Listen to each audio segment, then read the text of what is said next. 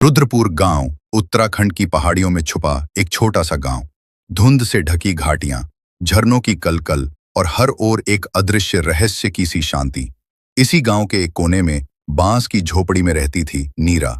19 साल की, शांत लेकिन भीतर से तूफानी। लोग उसे अजीब लड़की कहते थे। वो किसी से बात नहीं करती, हर शाम जंगल की ओर अकेली निकल जाती है। उसकी माँ भी तो रहस्यमयी थी, कहीं जादूगरनी तो नहीं थी। नीरा को इन बातों से फर्क नहीं पड़ता था। उसकी दुनिया किताबों, पुराने पेड़ों और अपनी माँ की छोड़ी हुई डायरी में सिमटी थी, जिसे वो रोज पढ़ा करती। डायरी में एक बार एक अजीब सी बात लिखी थी। अगर एक दिन कोई बंदर तेरे पीछे पीछे आए तो डरना मत, हो सकता है वो वही हो जो तेरी आत्मा वर्षों से खोज रही है। नीरा ने उस पन्ने को कई बार पढ़ा था, पर कभी समझ नहीं पाई। हर शाम वो गांव के पार बने पुराने जंगल के किनारे एक विशाल वटवृक्ष के नीचे बैठती। उस दिन भी वो बैठी थी। धूप झड़ने लगी थी, हवा में पत्तों की खनक थी। तभी एक शाखा से कुछ टूटा और वो चौंकी। उसके सामने एक बंदर आकर बैठ गया। गहरा भूरा रंग, बड़ी बड़ी आंखें और कुछ ऐसा भाव जैसे वो उसे पहचानता हो। नीरा ने पलकें झपकाईं। बंदर हिलता नहीं था, बस उसकी आंखों में देखता रहा। अचानक नीरा को हल्का सा सिर दर्द हुआ, जैसे कुछ पुरानी यादें जो कभी उसकी नहीं थीं जागने लगी हों। नीरा वापस झोपड़ी में आई, लेकिन वो बंदर उसका पीछा करता रहा। गांव वालों ने देखा तो शोर मचाया, बंदर के पीछे भूत होता है, इस लड़की ने किसी टोने टोटके से बुलाया है, इससे दूर रहो। नीरा चुप रही। बंदर भी रात को। नीरा ने जब माँ की डायरी खोली तो उसी पन्ने के नीचे एक और वाक्य लिखा दिखा, जो पहले कभी नहीं था। वो आएगा, लेकिन उसे पहचानने के लिए तुझे अपना भय त्यागना होगा। नीरा अब थोड़ा डरने लगी थी। उस रात नीरा को सपना आया। वो किसी पुराने महल में थी। वो सफेद कपड़ों में, सिर पर मुकुट, और उसके आगे खड़ा था वही बंदर। पर वो अब बंदर नहीं, एक योद्धा था। गेरुए वस्त्रों में, कांधों पर शस्त्र, पर आंखें वही, गहरी और पहचानने वाली। सफेद कपड़ों में, सिर पर मुकुट, और उसके आगे खड़ा था वही बंदर। पर वो अब बंदर नहीं, एक योद्धा था। गेरुए वस्त्रों में, कांधों पर शस्त्र, पर आंखें वही, गहरी और पहचानने वाली। वो कह रहा था, तू लौट आई है, देर से सही लेकिन लौटी है। पर क्या इस बार तू मुझे पहचान पाएगी, या फिर मैं एक और जन्म इंतजार करता रहा। नीरा चौंक कर उठी, पसीने से तरबतर। सपना इतना असली था कि कुछ क्षण तक वो समझ ही नहीं पाई कि वो नींद में थी या अतीत में। क्या नीरा का यह सपना कोई संकेत है? ये बंदर कौन है? क्या उसका माँ की डायरी से कोई सीधा रिश्ता है? सुबह नीरा उठी तो उसकी आंखें भारी थीं।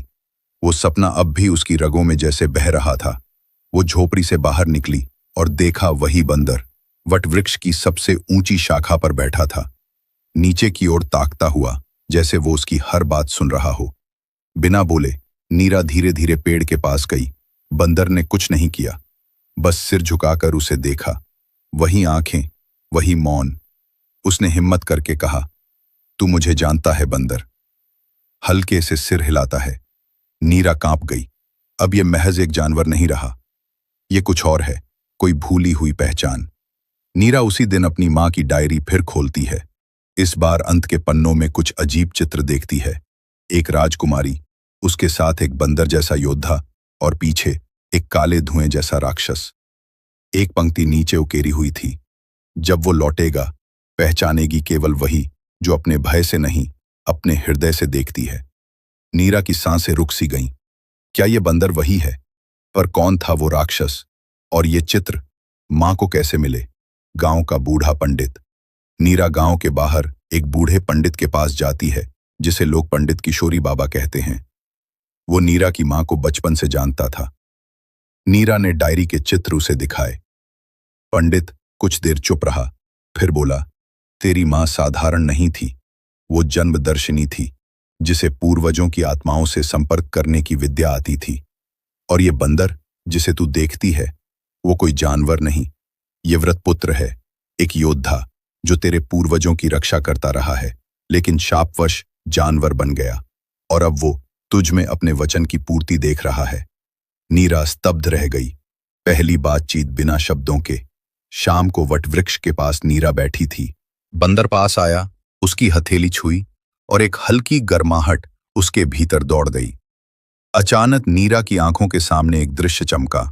वो खुद किसी पुराने युग में घोड़े पर सवार, वही बंदर मनुष्य रूप में उसके पीछे, और दोनों भाग रहे हैं किसी खतरे से।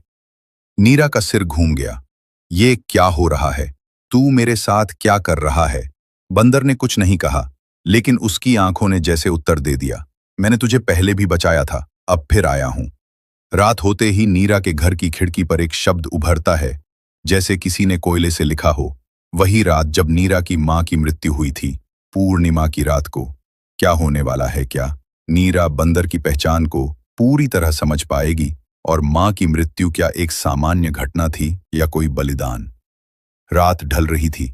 नीरा की खिड़की पर लिखा पूर्णिमा अब भी हल्के हल्के चमक रहा था, मानो कोई अदृश्य शक्ति उसे चेतावनी दे रही हो। नीरा का मन बेचैन था। वो बंदर अब झोपड़ी के बाहर बैठा रहता, हर वक्त बिना बोले, बस। अगली सुबह नीरा जब बाजार से लौट रही थी तो गांव वालों की कानाफूसी सुनाई दी।